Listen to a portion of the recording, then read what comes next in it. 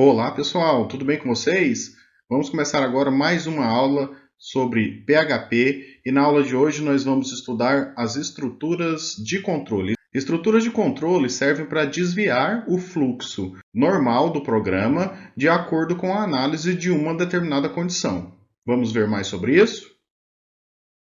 A primeira estrutura de controle, e com certeza uma das mais utilizadas, é a estrutura if, ou em português se. A estrutura if realiza um desvio condicional na execução do programa e caso a condição seja satisfeita, isto é, caso a análise da condição seja verdadeira, as instruções do bloco do comando if serão executadas. Caso contrário, ou seja, caso a condição seja falsa, o bloco if é ignorado e as instruções do bloco else são executadas. Aqui então a gente tem o funcionamento do comando if na linguagem PHP. A gente tem uma expressão, essa expressão ela fica entre parênteses, e a chave indica o início e o fim do bloco if.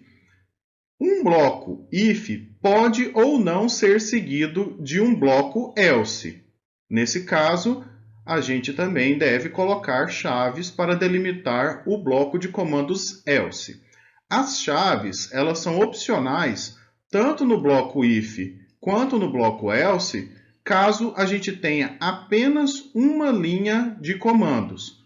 Então, se a gente tiver apenas uma linha de comandos, ou no if ou no else, a gente pode deixar de colocar as chaves.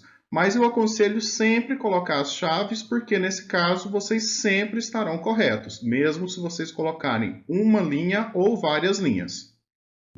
Nesse slide, nós temos um exemplo da estrutura de controle if em PHP. Então, nessa linha, a gente tem a definição de uma variável A, e o conteúdo dessa variável A é uma string com valor conteúdo. E aqui a gente tem uma condicional if, uma estrutura de controle condicional if, que dentro da sua condição está sendo analisado apenas a variável A.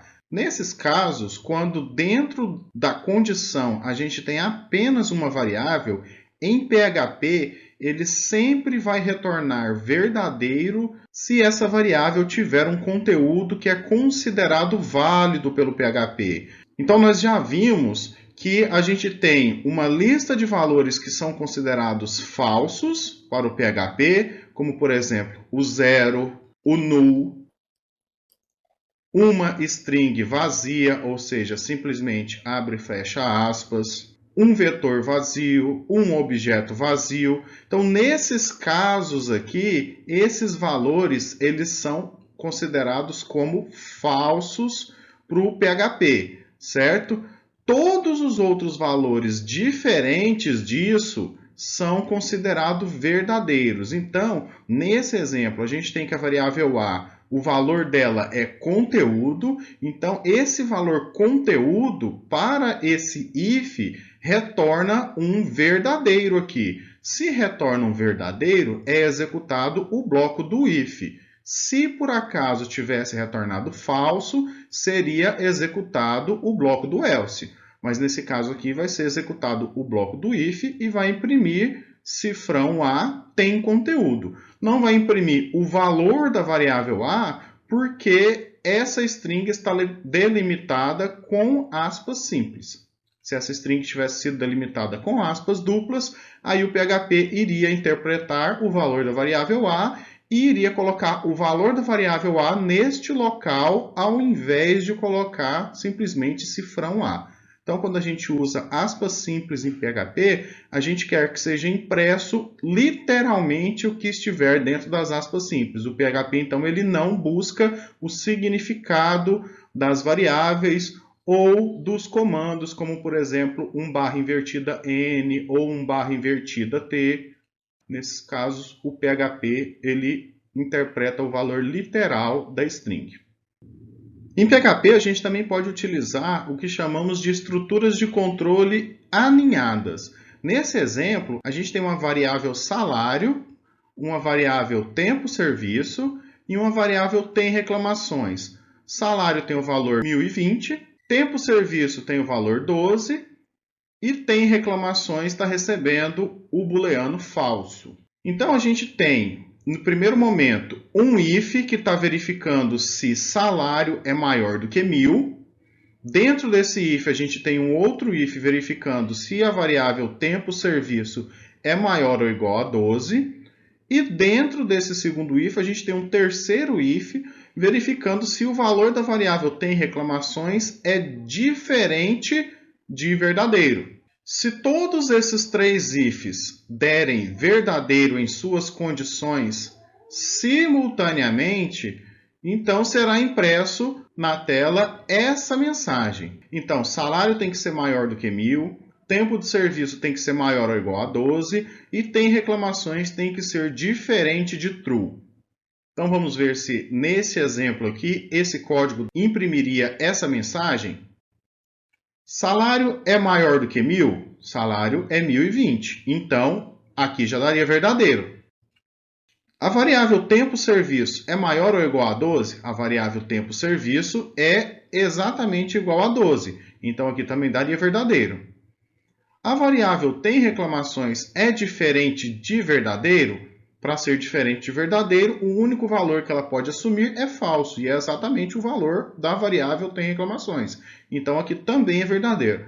Então nesse exemplo aqui, com esses ifs alinhados, seria sim impresso na tela essa mensagem. A gente pode utilizar os ifs alinhados, ou a gente pode unir uma condição à outra, utilizando operadores lógicos. Nesse caso, como eu quero que essa primeira condição e essa segunda condição e essa terceira condição sejam verdadeiras para imprimir a mensagem parabéns, então a gente tem que utilizar o operador lógico AND, tá? Então tem que ficar atento, porque o operador AND ele vai dar verdadeiro para todas essas três condições aqui, apenas caso todas as três sejam verdadeiras. Se qualquer uma delas for falso, o operador AND não vai dar verdadeiro e aí não imprimiria essa mensagem aqui na tela. A gente também pode utilizar a estrutura condicional if para fazer o que a gente chama de atribuição condicional de valor a uma variável. Nesse exemplo aqui, nós temos então a variável resultado, e essa variável resultado ela vai receber um valor diferente dependendo do valor de uma outra variável, que é a variável valor venda. Então, se valor venda for maior do que 100, a variável resultado vai receber a string muito caro. Se não, ou seja, se for menor ou igual a 100, a variável resultado vai receber o valor pode comprar. Então, nesse caso aqui, a variável resultado, o valor dela vai depender do valor de uma outra variável. E isso é muito usual quando a gente está fazendo nossos programas, tá? Esse código aqui, ou seja, esse if e esse else, a gente pode escrever utilizando os chamados operadores ternários. O operador ternário, ele atribui o valor a uma variável, dependendo da análise também de uma condição, e a gente tem um valor para caso essa condição seja verdadeiro e outro valor para caso essa condição seja falso. Então, nessa linha aqui, a gente tem que a variável resultado vai receber o resultado de um operador ternário. A gente tem a condição entre parênteses, seguido de um sinal de interrogação. O sinal de interrogação, então, faz parte da sintaxe do operador ternário. E aqui a gente tem o valor que a variável resultado vai receber caso essa condição seja verdadeira. Depois a gente tem o sinal de dois pontos, que também faz parte da sintaxe do operador ternário, seguido do valor que a variável resultado vai receber caso essa condição aqui seja falsa. Então, se a condição for verdadeira, vai receber muito caro, a string muito caro, e se essa condição aqui for falsa, vai receber o valor pode comprar, a string pode comprar. Então, a sintaxe do operador ternário é a condição entre parênteses, seguidos de um sinal de interrogação, e depois a gente tem as instruções caso essa condição seja verdadeira, seguido de um caractere de 2 pontos, depois as instruções caso a condição seja falsa. Considerando então que geralmente a gente atribui esse resultado do operador ternário a uma variável, e nesse caso também a gente tem que terminar com o ponto e vírgula. A estrutura de controle switch, ela serve para a gente fazer uma série de testes sobre uma mesma variável. A sintaxe dela é a seguinte, é o comando switch, entre parênteses a variável que a gente quer analisar, e agora a gente pode colocar os nossos casos, ou seja, caso a variável, nesse caso ela é chamada de variável, tenha o valor 1, vai executar os comandos que estiverem aqui. A gente pode ter uma série de comandos, todos eles separados por ponto e vírgula, e todos esses comandos vão ser executados se a variável tiver valor 1, até a gente encontrar um comando break. Chegou no comando break, o código pula aqui para fora. Se a variável tiver valor 2, é executado, na verdade, esses comandos até encontrar o break. Se tiver valor 3, é executado esses comandos até encontrar o comando break, então pula para fora. Se a variável não tiver nem valor 1, nem valor 2 e nem valor 3, então é executado o bloco defull. O bloco defull pode ter um ou vários comandos, tá? Separados por ponto e vírgula, várias linhas de comando inclusive também, assim como os demais, e ele não precisa do comando break porque ele é o último comando aqui do nosso switch, tá? Então, o comando defull, ele só é executado se nenhum dos outros casos for executado. Então, o comando switch é uma estrutura de controle que funciona de maneira similar a um if, else if, else if, else if e else. Nesse slide aqui, a gente tem uma comparação do mesmo código sendo resolvido utilizando a estrutura if, else if e else, e esse código sendo resolvido utilizando a estrutura switch case. Então a gente tem que a variável i recebe o valor 1, e então a gente tem um if verificando se o valor da variável 1 é igual a 0, se for imprime essa mensagem. Se não, se o valor da variável i for igual a 1, imprime essa mensagem. Se não, se o valor da variável i for igual a 2, imprime essa mensagem.